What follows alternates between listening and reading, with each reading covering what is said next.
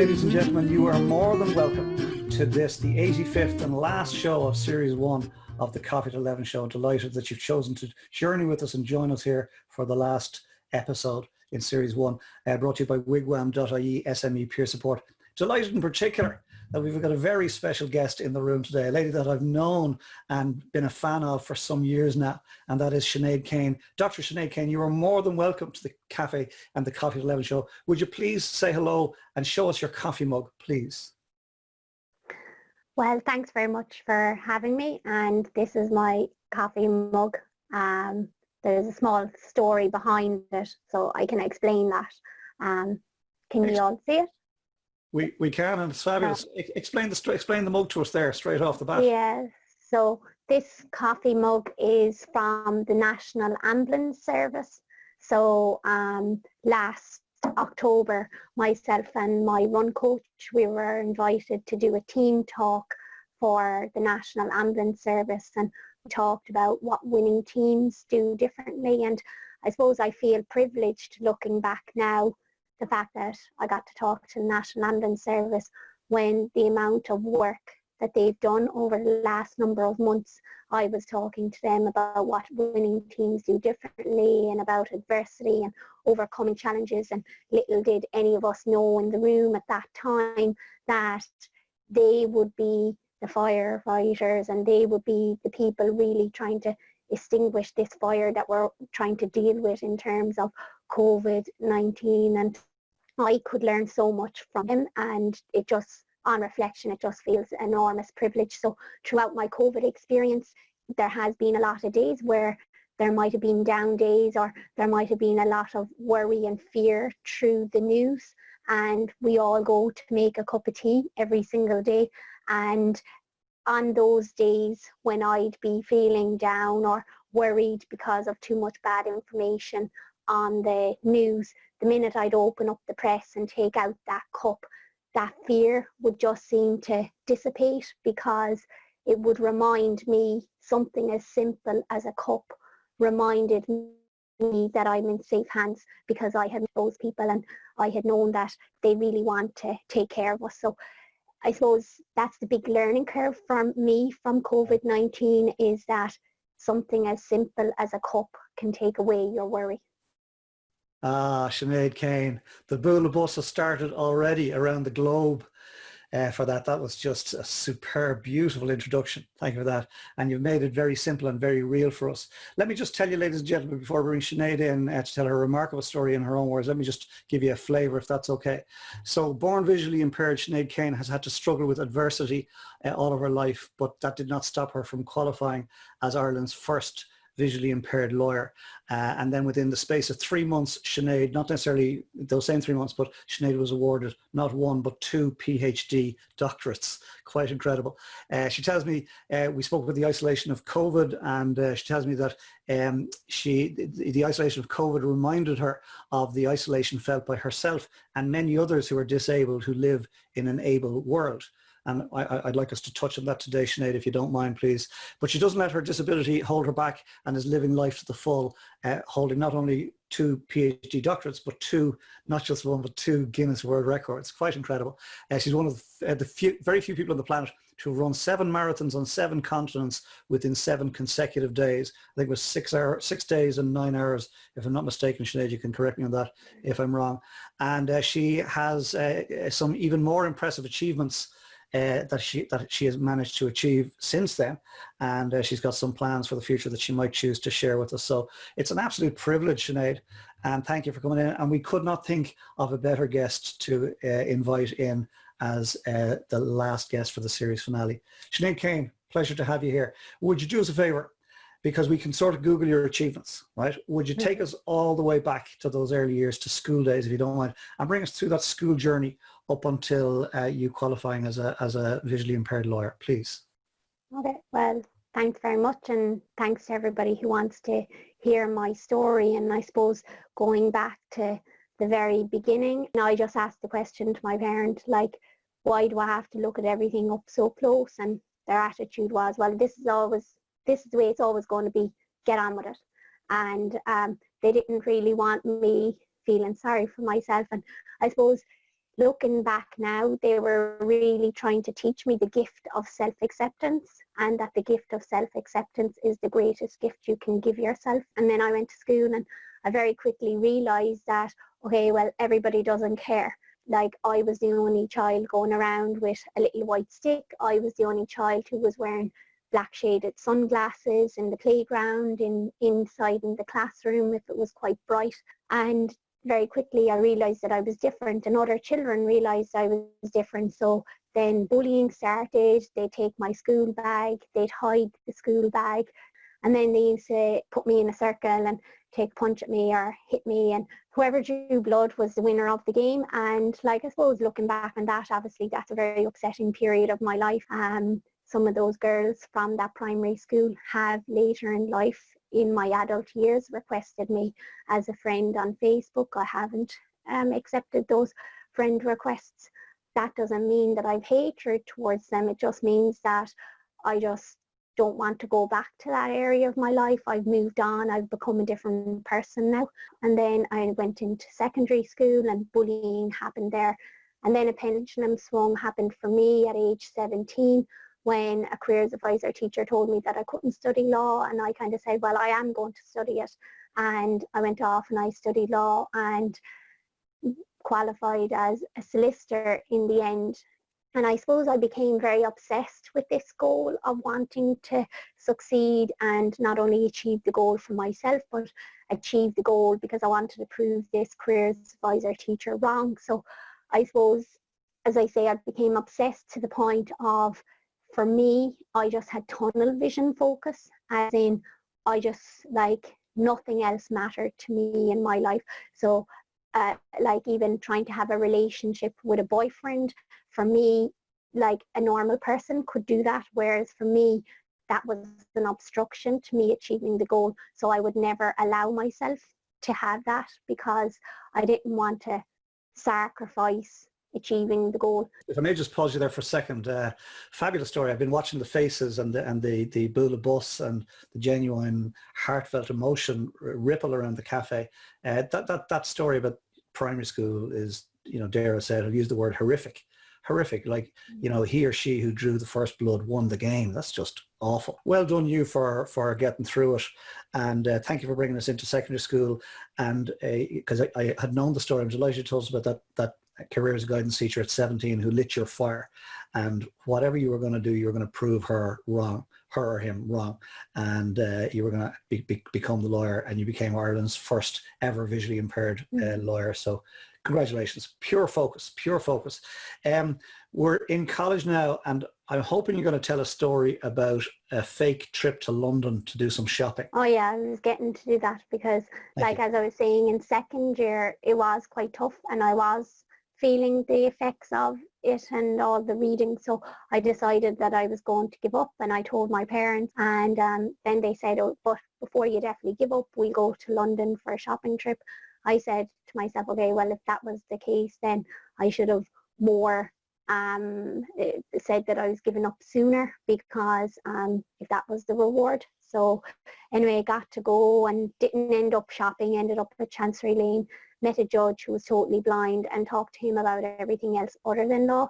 Came back, he was my role model, and I kind of instilled in myself that if he can do it, I can do it. Thank you for being so open and honest. I'll tell you, you're some lady, you're some woman. When you went and did the World Marathon Challenge, which is the 7 marathons, 7 continents in 7 days, and you came back, Allianz had you featured in one of their TV ads. And then one night you were coming out of the supermarket late and cold and tired. Oh, yeah. Tell us that story if you don't mind. Yeah, so basically when I came back from the World Marathon Challenge, there was a lot of publicity and a lot of people were recognising me from this Allianz TV advert. But this particular night, it was cold, it was dark, I was tired. And as well as that, I just had a very long day, and this woman was walking along and she had 2 small children. And these 2 small children said, Mammy, there's the girl from the ad.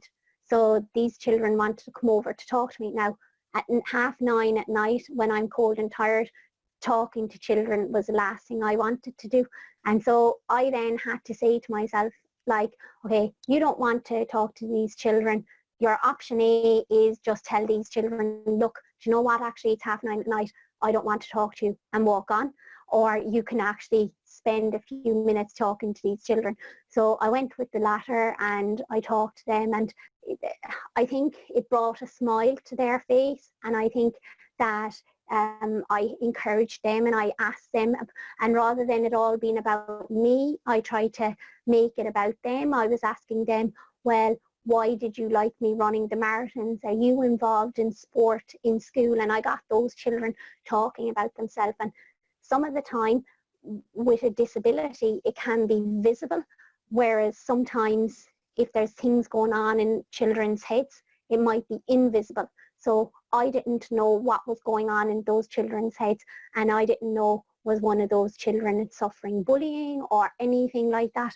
So I suppose it really shows that, and maybe they weren't, maybe they're just normal children, but none of us knows what's going on in another person's head. And so you don't know, as I was saying, the effect that you can have on a person by your thoughts and your words and your encouragement. So hopefully I did have an effect on those children that night, and those children taught me a lesson. Those children taught me that people want to connect and that we can learn from each other. Isn't that lovely? That's lovely, Sinead. Thank you for relating that story.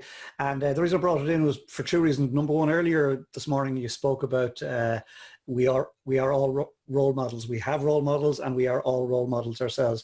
And I remember you told me that story in relation to the judge. The judge perhaps didn't want to see you that day or meet you that day in London, but he chose to, and he became a role model for you. And I remember you saying that you connected the meeting with the judge with you meeting these little girls and saying, okay, I've got two choices here, and you made absolutely the right choice. So thank you for that, Bula Bus. Talk to us about your crazy sports adventures, if you don't mind. I started into sport at age 30. I was never involved in sport as a child, as a teenager, even in my 20s. And so I never imagined that I'd end up running in Antarctica, doing 7 marathons, 7 continents, 7 days. I never imagined that I'd end up wearing the Irish singlet at age 37. And that's from a place of never being involved in sport. So it just shows you what's possible. But obviously that wasn't just possible through my own self-determination. It only became possible through the team around me. And sometimes to make the dream work, you have to have teamwork. So how did I get involved in sport? Well, my parents always taught me the value of giving back to society and doing stuff for others. So I've been involved in charity work from a very young age. So since I was about 8, I've been out collecting for the guide dogs, NCBI, doing work with Child Vision. I'm a director of Ableism Ireland, doing work with CASA. So I've done a lot of charity work all throughout my years, and then in 2012 I was asked to do a 10k for Child Vision. Didn't have a clue what a 10k was, just said yes because I knew it was for children who are blind, and set myself 2 targets, one to raise €2,000 and the other to do it in an hour. I ended up completing it in 55 minutes. Had difficulty at the beginning to try and find a running guide. Did 8 weeks training. 2 weeks into the training, had a load of blisters on my feet. And then I said, oh, sure, no point doing this 10k, I have loads of blisters on my feet, this is too painful. And then the girl that I was training with at the time said, okay, well, you've blisters on your feet, you'll put Compete on, you'll put on these white swimming shoes, and you'll go to the pool and you'll jog in the pool, and that's how you'll keep up your fitness. So she taught me about adaptability, not only, but I did know about adaptability anyway, true, because my life is all about being adaptable. Every day you have to be adaptable when you have a disability. Following on then from that 10k, it really boosted my confidence. Decided to do my first half marathon in June 2014. And at the end of it, I kind of felt, okay, like I don't feel tired, like I could actually do another one of these. So then the following month I said, oh sure, I'll do a marathon, and I'm sure a marathon will be fine. It's only 2 of what I did. So in August, this guy anyway came forward. He said he'd be my running guide.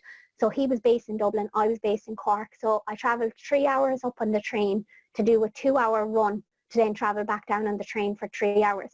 So I was on a train for 6 hours doing a 2-hour run.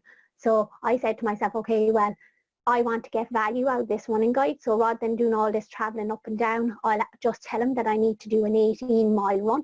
And like in running, you're meant to kind of increase gradually. And after 2 weeks of doing that, 2 weekends in a row, of doing 2 18-mile runs, not having really proper training behind me, I ended up banjaxing my knee. And so then for the month of September, I was out of running. And then I was kind of getting a bit panicked because at the end of September, I hadn't really any training done. And this marathon that I had planned to do for a charity called Childline that answers the phones to children, that was at the end of October, and I didn't have a clue what I was going to do.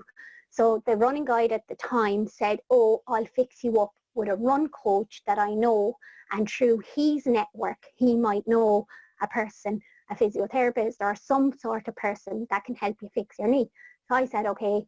I was asking John, look, as in your experience of being a running guide, can you give me some tips to tell my running guide in the marathon? So he gave me some tips which were very helpful, and that was great. And then at the end of our meeting, he said, have you any other questions? Basically, I said to him, look, if it's raining, will they cancel the marathon? And then he kind of looked at me funny as if to say, like, does this girl really know what she's getting into? Like, and then he kind of asked me then what was my nutrition like. And I kind of said, oh, yeah, I just had to pretend like that I knew all this stuff about nutrition. Sinead, it's joyful. It's joyful to hear your story in your own words and your own inimitable style. And John is in the cafe today. John and Regan, you're very welcome. The pair are a dynamic duo, fabulous to meet together, and they've done some amazing stuff together. I'm going to ask you to tell us just a handful of things, if you don't mind, Sinead. What's the longest distance that you've run so far? In a 24-hour race, 204.5 kilometres in a 24-hour race. So that's running around a 400-metre track for 24 hours. And in that race, I was the only person with a disability, and I came second female. And that's how you got to wear the Irish singlet, is that correct? Yeah. Thank you for that, Sinead. Yeah, there's thumbs up and boola bus going on all over the place. Thank you for that, Sinead. Do you know what? We could go on for hours because there's such depth here that we could all learn from. You know, I think I introduced you in the social media blurb as, you know, somebody who is disabled living in an able world.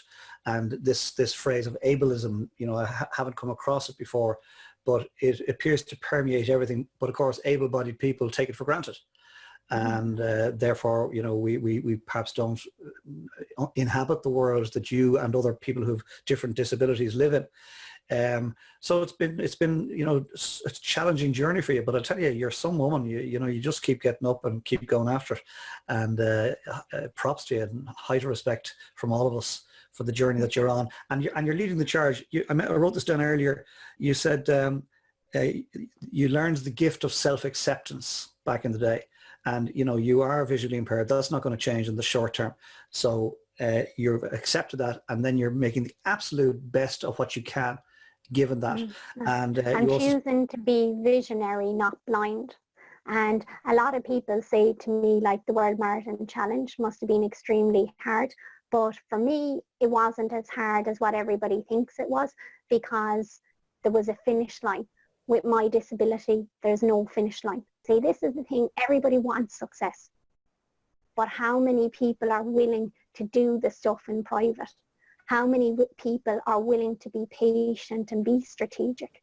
How many people are willing to listen to podcasts? Dr. Noel Brick talks about psychological exercises that we can do to help us. Like, he talks about breaking things down, and even I did that when I did my 12-hour treadmill record. So for any ladies on this on this interview today and this cafe today, I currently hold the Guinness World Record for furthest distance for any female on a treadmill in 12 hours. So that distance is 130.5 kilometres, which is 3 marathons. And again, for me, when I stood on that treadmill, I thought to myself, oh, this is too daunting, doing 12 hours. So I broke it down. I just told myself, all I have to do is 3 marathons and it's fine. Once I get through the first marathon, I'm nearly halfway there. So it's all about breaking things down. Okay, listen, we're going to go to comments from the floor in just a second, Sinead, and it really has been a pleasure connecting with you again. and come and thank you for taking the time out to come in and have a chat with us here in our lovely little cafe. What are you taking from COVID? What did you find in COVID that you don't want to let go of? Appreciating people, like as I showed you at the beginning, my cup. Appreciating the people that do good for us, and also they're heroes, but also appreciating the unsung heroes. There are so many people out there that are unsung heroes that don't get recognition. So just appreciating people in general, and appreciating the gift of life, and realizing that we have to accept change. Change is part of us, and that through change we grow. So that's really what I'm taking from it. But most of all, people are so valuable, and to appreciate the heroes and the unsung heroes. That's just beautiful. Beautiful, Sinead. Thank you for that. Just gorgeous what you're taking from COVID. Listen, it's been a joy. We've sort of run over time, but nobody's going anywhere unless if you have to go, you got to go. But we're going to go with the flow here, if that's okay, because it's our last show. Sinead, it's a beautiful conversation. Thank you for being here. Who'd like to come in and comment, and then we bring Princess Shelley in for the last time? Who'd like to address? Carl Daly, you're live. Thank you. Hi, Colm, how are you? Hi, Sinead, how are you? Hi, Carl. Just a couple of things. One, first of all, congratulations to you, Colm, and Shelley, and everybody involved, Eamon, with the show. I can't believe you've done 85 interviews. Fair play to you. That's perseverance at its best. I've obviously been in on a few, but didn't realize there was that many. So look, well done on that. That's a fantastic commitment, and I suppose you brought something new and different to the COVID situation. So fair play to you all. Just a comment in relation to Sinead. It's just something I wrote down here. I know Sinead a while, and I've met her before and spoken to her a few times, but every time I come on to listen to her or hear something that she does, I always come away with something different. And that's something that's really, I thought I knew her story. I'd never heard the piece about her parents and bringing her over to London and setting up the meeting with the blind person. But some of the stuff I just wrote a few things down. I thought what she said there now, sometimes it takes another person's belief in you for you to believe in yourself. And then the piece about sometimes you have to go through the tears to learn the lesson. I just think, look, she's an inspiration. I get something from her every time I listen to her, and I wish her continued success. And well done, Sinead. Yet again, you've blown me away. Thanks very much, Carl. And I know that recently you ventured out by yourself, setting up your own business, Humany, and well done you. You inspire me. So I just wanted to say that. That's fantastic. Well, look, there's my thought for the day. Sinead Kane inspires me. Okay. I'll go along with that anytime, Sinead. Thanks you're done, Carl. You're done. You're finished, yeah. You're off and running now. I'll give you a month. A month in your bank of that. Great stuff. Thanks, everyone. Carl, thanks for coming in and continued success with Humany. And Sinead, that was a lovely response. Thank you for that. Princess Shelley for the last time, Series 1. Hello, everybody. Wow, you're certainly keeping me on my toes this morning. I'm counting about 100 comments. I'm going to begin again, as been a recurring theme in the last week, that I'm so sorry I'm not going to get to some, and they're more than worthy of being shared in our lovely cafe. They will be sent to you, Sinead, and you'll see the outpouring of outbound love and inspiration. You're a true hero on the Coffee at 11 show today, and I only wish I could share more with you. We started off the show very much like a real cafe, with people coming in and saying, hi, how are you? Good morning, delighted to be here. And it really did kind of encapsulate the scrumptious cafe that we formed here over the last number of weeks. The first comment that I will share here, I actually did a little list here because there was just so many coming in. I thought I'm going to lose some. Kathy said that she agreed. Kathy's joining us from the United States, where she wakes up with us, is what I think of. And she agreed with what you said, Sinead, about growing up on the beach and taking it for granted, and that it was only after she had children that she realised and appreciated the beauty of it, and not to take it for granted. Thanks for that, Kathy. Lisa Chalfa said, go through the tears to learn the lesson, which is when you were bringing us through your school days and that really resonated with Lisa. Lisa. Thanks for that, Lisa. And Alec said, Alec Morrissey, thanks for being here, Alec. Self-acceptance is indeed a powerful, well-grounding value. So thank you for that, Alec. Another valuable comment into the Coffee at 11 here. So then we had Carl popping in, and then Janie Lazar, who you already know. Delighted that you're here, Janie, another previous guest on the show. You were talking, Sinead, about the treatment of the way you were treated by some of your peers at school. And, you know, as I was looking around the cafe, everybody's face just kind of fell a little bit to see this inspiring woman that we're looking at and we're listening to could possibly have come through this, you know. And so many comments poured in around this stage. And Janie's kind of said to me here, what nasty, hateful behavior. Yes, forgive, yet don't forget, as remembering is a form of self-protection and is part of what helps you shine so brightly now. And I'm seeing now, as I share that, lots and lots of nods in the cafe. Carl Daly said actually there around the same time that your character shines through, and so has that of those who didn't apologise, because you mentioned that some had come forward and some hadn't. And when you said that some people had approached you on Facebook and that, and you hadn't accepted them, again, lots of nods, even without the comments, lots and lots of nods in the cafe for that. DKO said here, even when you told you couldn't study law and you didn't listen, that happened to Michelle Obama as well, and it shows the good company you're in. Sinead, you are amazing. Isn't that a lovely comment, Sinead? Thanks very much for that. And like, it's always nice to hear feedback, and because sometimes like you can say all these comments, but I just try and inspire people. And when I tell people about trying to find their passion, a lot of people say, well, how do I find my passion?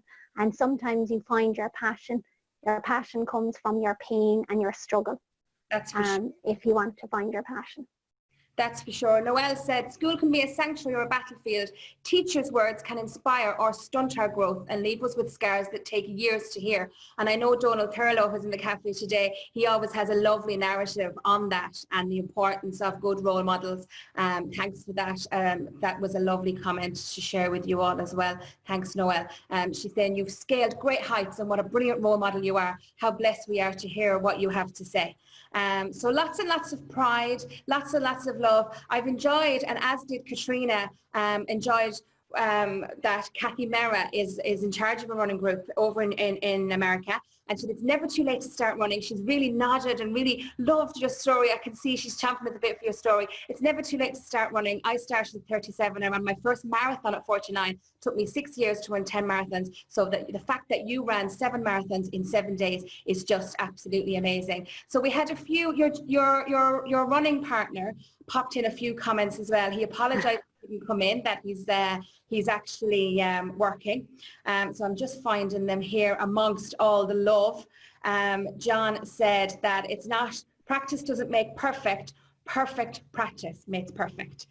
So thanks for that, John. That was a lovely comment. And there's also one or two more. There's literally, since I started reading the comments, there's 30 something comments come in. So it's very difficult to actually find. John said, focus on what you can do rather than what someone else has done. And that's what we did. So yeah, I have like these little post-it notes here with everyone's comment that I wanted to read. And unfortunately, they're just getting lost. So I think you'll see, everybody, lots and lots of love, lots of inspiration. Sinead, you're a wonderful, and a lot of people have said, such a great guest to finish Series 1 on. You've brought us up to great heights. And thank you so much for giving your time. And to everybody else, more than thanks for your very valuable contribution. It's you that makes this place a lovely place to be. And I'm delighted at that point to hand back to Mr. Colm O'Brien, host with the most. It's Princess Shelley, over and out. Thank you. Princess Shelley, the love in the room for Princess Shelley. We'll have to set up a chat box just for Princess Shelley. We'll have to send you a whole lot of comments. Princess Shelley has performed that segment of the show, many people's favorite segment apparently, and she's performed that daily for months now. Thank you for that. Before I bring the show to a close, I just want to pay huge homage, if that's the word, to that lovely team that has formed around the Coffee 11 show, and that is of course Princess Shelley. the Princess, the Monk and the Rock, Princess Shelley, the Monk Eamon Smith and the Rock Katrina O'Brien, because without the three of you, it wouldn't be what it is. Also to all of you who've come into the cafe daily, weekly, periodically, it's been a pleasure. And as I said yesterday, I think we feel like as a team, all of us, we have killed COVID, and it's been wonderful. Listen, before we finish the show, I'd like to invite John or Regan in for comment, if I may. See, can we get John in? I've asked him privately, can he come in? John, if you can unmute yourself there, you're welcome, please, to pop in. There you go. Now, can you hear me? Hear you perfectly, John. What would you like to say to Sinead? Well, it's not what I want to say, but I suppose I've been around Sinead more than Mom. Yeah, she would still inspire me, and her drive was incredible. But what she mentioned earlier about that question where she asked me, would the marathon be cancelled if it was raining? No, she was genuinely serious about that. But at the time, I suppose she wasn't the athlete back then. And when she started training, and we were focused on running her first 12-hour race, I can remember her running on my local track out in Leixlip, and it was lashing rain. And because she had set her targets on achieving this goal of running a 12-hour race, she was running on her own for 4 hours around the track following the white line, with me going out every so often in the rain. And I had to remind her of what she was doing. So to me, it was a case of whatever she put her mind to, she was able to do. And the way we started working together was following on from the Dublin Marathon. I met her at the finish line, and I could see then that she was disappointed because she didn't achieve her goal. But I could see with the way she was moving that the race hadn't tested her. I knew that speed could be a limiting factor because she couldn't see where she was going. She wouldn't be quick enough to react and move out of the way of an obstacle that was in front of her that she was approaching on. So I suggested that she tried something different. And I mentioned maybe we could extend it up to 50 kilometres. And quick as a flash, she said to me, well, are you going to put your money where your mouth is? If you want me to do 50 kilometres, are you going to do it with me? So I was trying to say no, but I said yes. And I found that the closest race was a 50 kilometre race in Donaghadee Forest Park. Now, the Forest Park wasn't ideal, but I decided, okay, look, I mentioned the 50 kilometre race, so I'll go and check that out. So I went up to that park, and it was a place that I had been so many times. I'd ran maybe 20 races in it, but I knew that this was going to be something different. And because I also had the responsibility of running with Sinead, and I had to put myself into Sinead's footsteps and to see what it was going to be like for her. So I got a friend of mine to run with me, and I had myself blindfolded, and I started running the route of the race. And shortly after starting out on the run, I realised that it was going to be quite challenging, because this is something that was so familiar to me. When one of my senses was removed, it became a totally different environment. I knew what to expect. And then on the day of the race, I remember Sinead wanting some time to herself, and a girl come over chatting to her, and she just kept saying to her, oh, you'd be grand, there'd be no bother to you, you've done marathons. And I had to go over and say, look, well, rather than having the false sense of security, I went over and said to her, look, it's not going to be grand, it's not going to be easy, it's going to be quite challenging. So we can't get complacent. We have to be really, really serious with this race. I think that girl went off in a bit of a huff, thinking she was saying the right thing. She was trying to be encouraging, but sometimes what you need is, I suppose, it's not just conversation. You need information, communication, to make sure that people know what's going on. And I didn't want Sinead thinking that this was going to be something easy. Yeah. And it wasn't easy, but we did complete the race. And it turned out she was the first visually impaired person to complete this race, or an ultramarathon on the island of Ireland. John, thank you for that. Okay. I think I would encapsulate all that into we need people to be brutally honest with us. Yeah. And that's what you have been for Sinead Kane. Yeah. And you have led the charge and been her eyes in a challenging environment, in a challenging world that she lives in. So I just wanted to invite you in, John, to have those few words with Sinead. Sinead, very briefly, Sinead, your response to John? Thanks very much. And As you see, one person has got the Guinness World Records, but behind me, invisibly, there's a team behind me helping me. So I'm very grateful for John for all he's helping, to my other running guides, Louis, Philip, Gillian and Ed. And I suppose just as I close off and as you shut down the cafe, I just want to say to the guests, to the people that's been in the cafe today, everybody has said that they've taken inspiration and the energy is high and the motivation is high. While that energy and motivation is high, make a commitment to yourself when you come off this call now. Write down something that you're actually going to do, because I can guarantee that in a few hours that motivation will start to subside. And if you genuinely believe that I am an inspiration, make a call or make a commitment to do something. I don't know what you want to do. It can be big, small, but make a commitment to do something in your life. So that's my call to action for everybody who's been in the cafe today. And my final words will be to you, Colm.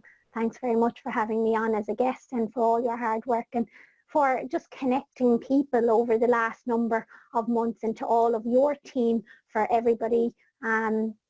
So well done to everybody who's done superb work in putting together this series, and I look forward to your next series, and enjoy tonight and celebrate for all your hard work, and thanks for having me on the show. Oh, ladies and gentlemen, you could not write that beautiful ending. Sinead, it's a pleasure, privilege knowing you, pleasure having the conversation with you again, and for you zooming into today's Coffee at 11 show to close out Series 1. An absolute joy, ladies and gentlemen. That's it. Sinead Kane, namaste. Thank you very much.